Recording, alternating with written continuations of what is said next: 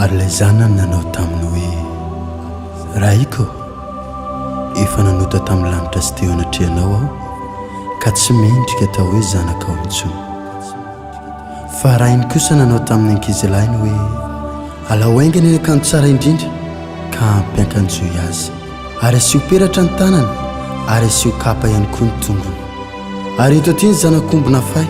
ka vonoy ary eo aky isika ihinana sy faly fa niverina ihan'ilay zanako ary ataoko mazaka hatramo.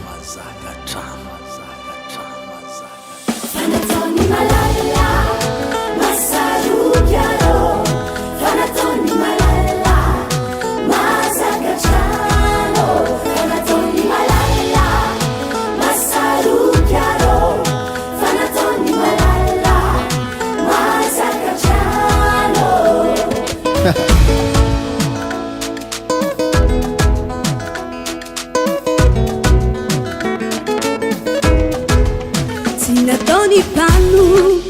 pianju fuladitao Tinatoni sakais mulai fando Fanatoni malala malala tenatiani silakini fusao Katsi baharia mazakan chamzao mazakan chamzao mazakan chamzao malala nyaho mazakan chamzao mazakan chamzao mazakan chamzao malala nyaho Fanatoni malala masaru kyaro Fanatoni malala mazakan chamo Fanatoni malala masaru kyaro Fanatoni malala mazakan chamo Nadesa matu amele nazera ileko Navula bechangu sitandra ilaini zane Fahavaluku atone bamfala dako Atoni malala nyanara kuwe malala nyawo Nadesa matu amele nazera ileko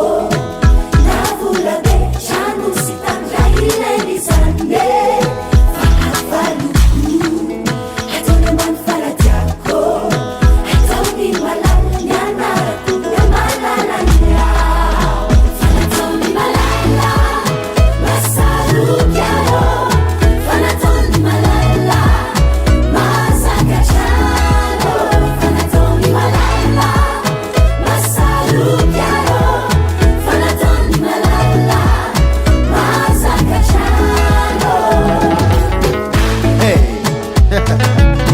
Anao le zanaka tiany le adala atao mpamenatra ny endy tonga saina kany very dia ondray hoe ity le zanako le tena tiako le tsy foiko